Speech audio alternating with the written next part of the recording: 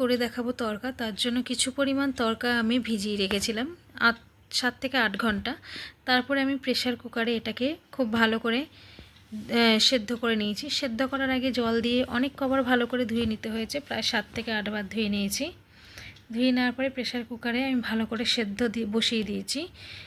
Pressure কুকারে সেদ্ধ দেওয়ার সময় এর মধ্যে দিয়ে দিয়েছি জল, লবণ এবং 3টে কাঁচা লঙ্কা। তারপরে সেদ্ধ হতে হতে এদিকে আমি পেঁয়াজ, টমেটো কুচি, আদা, রসুন এগুলো কেটে নিয়েছি এবং সামান্য একটু লঙ্কার গুঁড়োও নিয়ে নিয়েছিলাম। এবার কড়াইতে তেল গরম করে পেঁয়াজ কুচিগুলো ভাজতে দিয়ে দিয়েছি। পেঁয়াজটা যখন ভাজা ভাজা হয়ে এসছে তার মধ্যে আমি টমেটো কুচিও দিয়ে দিয়েছি।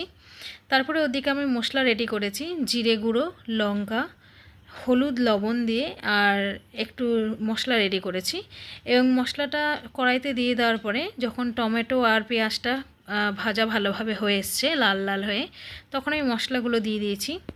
মশলাটা যখন ভালো করে কষানো হয়ে গেছে তার মধ্যে সেদ্ধ করে রাখা আমি তড়কাগুলোকে দিয়ে দিয়েছি, ডালগুলোকে, সমস্ত ডালগুলোকে দিয়ে ভালো করে মশলার সাথে মিশিয়ে নিয়েছি। তারপরে খুবই সামান্য পরিমাণে একটু গরম মশলার গুঁড়ো এবং জল দিয়ে দিয়েছি এবং ভালো করে নাড়াচাড়া করে এটাকে একটু ফুটতে দিয়েছি। দেখুন এরকম পরিমাণে ডালটা সেদ্ধ হয়ে আসবে এবং তারপরে যখন এটা কষাটা হয়ে এসছে তখন এর মধ্যে যখন সামান্য জল দিয়ে দিয়েছি, জলটা যখন একটুখানি গ্রেভির মতন হয়ে এসছে তখন আমি এর মধ্যে গরম মশলা এবং কারি পাতা, মেথি পাতা এবং সামান্য একটু তড়কা মশলা এবং সাথে ঘি আর সামান্য একটু চিনি ছিটিয়ে নামিয়ে নিয়েছি।